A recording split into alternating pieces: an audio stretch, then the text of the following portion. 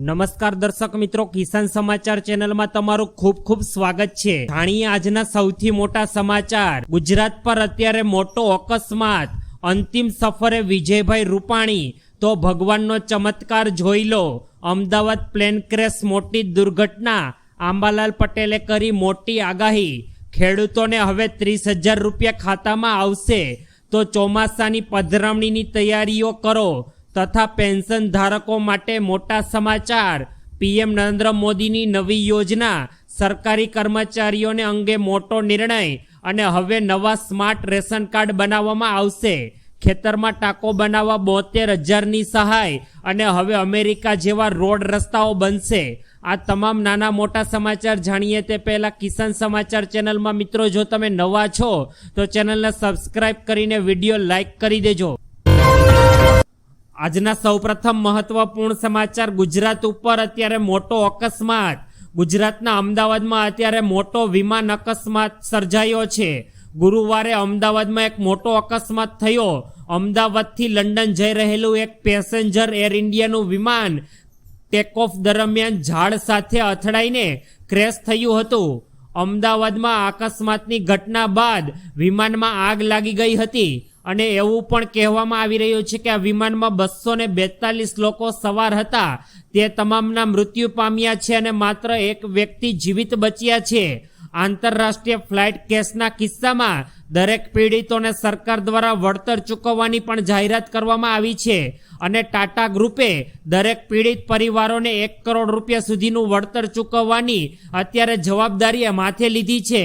આ સાથે જ અત્યારે વિમાન દુર્ઘટનાના કારણે અત્યારે આજુબાજુના લોકોમાં પણ અત્યારે ડરનો માહોલ જોવા મળી રહ્યો છે। ત્યારબાદના ખૂબ જ દુઃખદપૂર્ણ સમાચાર મિત્રો, અંતિમ સફર વિજયભાઈ રૂપાણીની। અમદાવાદ વિમાન દુર્ઘટનામાં રાજ્યના પૂર્વ મુખ્યમંત્રી વિજયભાઈ રૂપાણીનું પણ અત્યારે નિધન થયું હોવાના સમાચાર સામે આવ્યા છે। ત્યારબાદ રાજકીય શોકનો અત્યારે માહોલ ઘોષિત કરવામાં આવ્યો। રાજકીય નેતાઓ અત્યારે ગાંધીનગર ખાતે આવેલ તેમના બંગલો પર પહોંચી ગયા છે, જ્યાં વિજયભાઈ રૂપાણીના પત્ની અંજલિ રૂપાણીને અત્યારે રાજકીય નેતાઓ દ્વારા સાંત્વના પાઠવીને શોક વ્યક્ત કરવામાં આવી રહ્યો છે। ત્યારે દિવંગત વિજયભાઈ રૂપાણીના અંતિમ સંસ્કાર અત્યારે રાજકોટમાં કરવામાં આવશે। વિજયભાઈ રૂપાણીનો પુત્ર ઋષભ અમેરિકામાં રહે છે અને તે ત્યાંથી અમદાવાદ આવવા માટે નીકળી ગયો છે।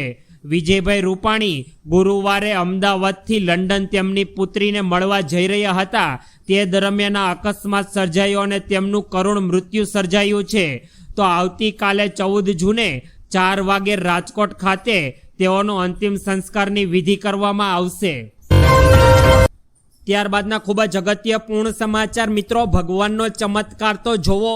અમદાવાદમાં ગઈકાલે ગુરુવારે થયેલી વિમાન દુર્ઘટના બાદ ધીમે ધીમે અત્યારે તમામ વિગતો સામે આવી રહી છે અને અધિકારીઓ દ્વારા પણ હવે લોકોને તમામ રિપોર્ટો સામે આવી રહ્યા છે। અત્યારે શુક્રવારે એક વિડીયો ખૂબ જ ઝડપથી વાયરલ થઈ રહ્યો છે અને જેમાં દેખાઈ રહ્યું છે કે સનાતન ધર્મની મહાન ધરોહર સમાન શ્રીમદ ભાગવત ગીતાની એક કોપી યથાવત રીતે સ્વરૂપમાં જોવા મળી આવી છે।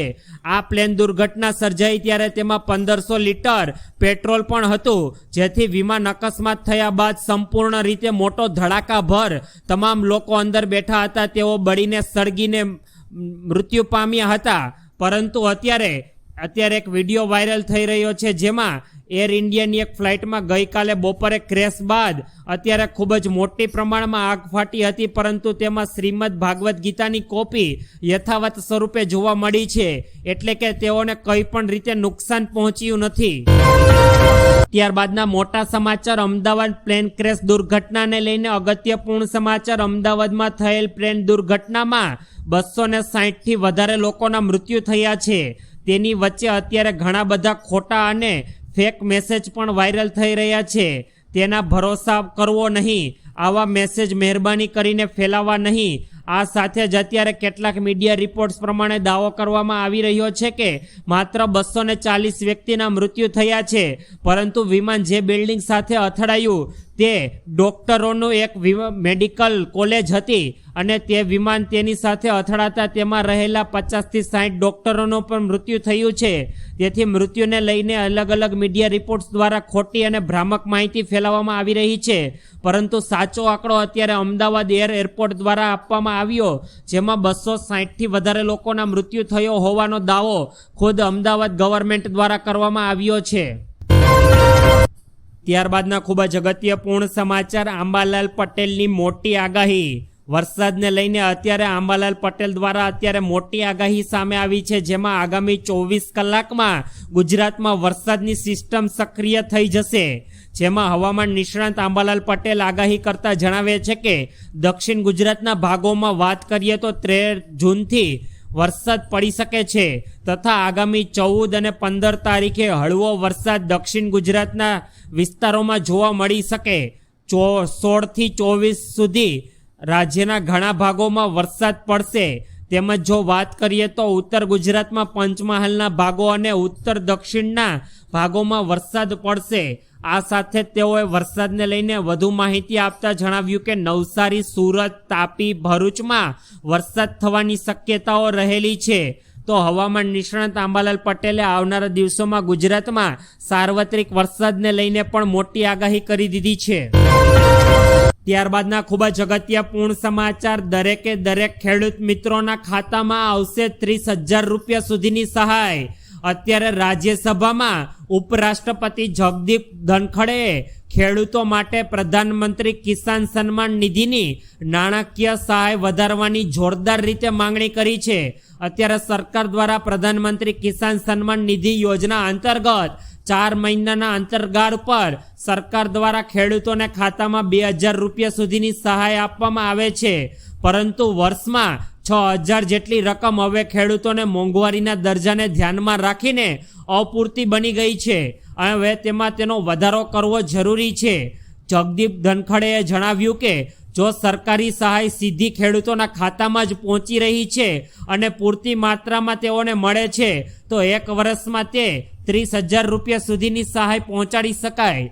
ધનખડેએ સરકારને subsidy, direct benefit transfer DTB પદ્ધતિ દ્વારા સીધી ખેડૂતોના ખાતામાં આપવા માટે પણ જોરદાર આગ્રહ કર્યો છે. ત્યારબાદના અગત્યપૂર્ણ સમાચાર, ગુજરાતમાં ચોમાસાની પધરામણી તૈયાર રહેજો તમામ મિત્રો. અત્યારે હવામાન વિભાગના જણાવ્યા અનુસાર ગુજરાત રાજ્યમાં આવનારા 48 કલાક ખૂબ જ ભારે છે અને ચોમાસાના આગમન થવાની અત્યારે પૂરેપૂરી શક્યતાઓ દર્શાઈ રહી છે.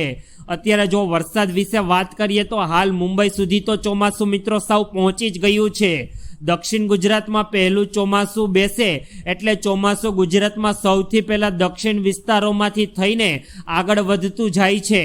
આજથી એટલે કે 12 જૂનથી 14 જૂન સુધી છૂટો છવાયેલો વરસાદ સમગ્ર ગુજરાતમાં રહેવાનું હવામાન વિભાગે આગાહી કરી. તો દક્ષિણ ગુજરાત સાથે સાથે સૌરાષ્ટ્રના ઇલાકાઓમાં પણ એટલે કે રાજકોટ, ભાવનગર, અમરેલી અને જૂનાગઢમાં અને સાથે જ કચ્છમાં પણ વરસાદી માહોલ રહેવાની હવામાન વિભાગે સંભાવના વ્યક્ત કરી દીધી છે. ત્યારબાદના મોટા સમાચાર, પેન્શન ધારકોને લઈને ખૂબ જ અગત્યપૂર્ણ સમાચાર. ગુજરાતના પેન્શન ધારકોને માટે અત્યારે સૌથી મોટી ખુશખબરી સામે આવી. ગુજરાત રાજ્ય સરકારે તેમના માટે લાઈફ સર્ટિફિકેટ એટલે કે હયાતી પ્રમાણપત્ર પ્રાપ્ત કરવાની પ્રક્રિયાને હવે ખૂબ જ સરળ બનાવી દીધી છે. હવે પેન્શન ધારકોને પેન્શન માટે બેંક અથવા પોસ્ટ ઓફિસે મિત્રો જવાની હવે કોઈ જ પ્રકારની જરૂર નથી.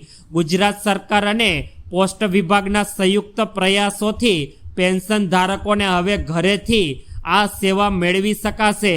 હવે વૃદ્ધ પેન્શન ધારકો માટે આ સેવા પણ સરકાર દ્વારા અત્યારે સાવ મફત કરી દેવામાં આવી છે. જ્યારે અન્ય આ પહેલા આ યોજના માટે 70 રૂપિયા ચાર્જ ચૂકવવો પડતો હતો, જે હવે સરકાર દ્વારા સાવ ફ્રીમાં કરી દેવામાં આવ્યો છે. ત્યારબાદના ખૂબ જ અગત્યપૂર્ણ સમાચાર, PM નરેન્દ્ર મોદીએ નવી યોજના શરૂ કરી જે દરેક મિત્રોએ ખૂબ જ જાણવી જરૂરી છે. મિત્રો, રોડ અકસ્માતમાં ઘાયલ વ્યક્તિને યોગ્ય સારવાર ન મળવાને કારણે તે પોતાનો જીવ ગુમાવે છે, પરંતુ હવે તેના પર મોદી સરકારે આનો પણ ઉકેલ શોધી કાઢ્યો છે.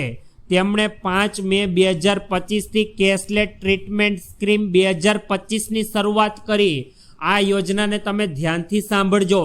આ યોજના હેઠળ ઘાયલ થયેલ વ્યક્તિને 1.5 લાખ રૂપિયા સુધીની મફત સારવાર સરકાર દ્વારા ચૂકવવામાં આવશે. આ રકમ કોઈ પણ કાગળની ઝંઝટ વિના, વીમા દસ્તાવેજના એડવાન્સ વિના મળશે. આ યોજના દેશભરમાં અત્યારે લાગુ કરી દેવામાં આવી છે અને આ યોજના હેઠળ પસંદગીની સરકારી અથવા તો હવે ખાનગી હોસ્પિટલમાં પણ જોડવામાં આવશે અને તેમાં તમે સરકારની આ 1.5 લાખ રૂપિયાની સહાયની માંગણી કરી શકો છો. ત્યારબાદના ખૂબ જ મોટા સમાચાર. સરકારી કર્મચારીઓને લઈને લેવાયો મોટો નિર્ણય. ગુજરાત રાજ્ય સરકાર દ્વારા અધિકારીઓ દ્વારા કરવામાં આવતા નાસ્તા અથવા ભોજનના ખર્ચમાં 100% વધારો કરવાનો નિર્ણય લીધો છે. જી હા મિત્રો, તમે સાચું સાંભળ્યું. સરકારી અધિકારીઓ હવે વધુ સારી રીતે કરશે જલસા. સરકારી અધિકારીઓના નાસ્તા અને ભોજનના ખર્ચમાં 150% વધારો કરવામાં આવ્યો છે. સરકારના સચિવ કક્ષાના અધિકારીઓના નાસ્તા અને વ્યક્તિગત 20 રૂપિયાની જગ્યાએ 50 રૂપિયાનો વધારો કરાયો છે. જ્યારે બપોરનું કે રાત્રિનું ભોજન વ્યક્તિ દીઠ 100 રૂપિયાની જગ્યાએ હવે 250 રૂપિયા કરી દેવામાં આવ્યું છે. આથી સરકારી કર્મચારીઓ સરકારી યોજનાનો વધુ સારી રીતે ઉપયોગ કરશે અને જલસા કરશે. ત્યારબાદના ખૂબ જ ઉપયોગીપૂર્ણ સમાચાર. ખેતરમાં ટાંકો બનાવવા 72,000 રૂપિયા સુધીની સહાય. ગુજરાતના દરેક ખેડૂત મિત્રો ખૂબ જ ધ્યાન આપે. ખેડૂતોને પાણીનો સંગ્રહ કરવા માટે અત્યારે મોટો ટાંકો બનાવવા સરકાર તરફથી આપવામાં આવી રહી છે સહાય.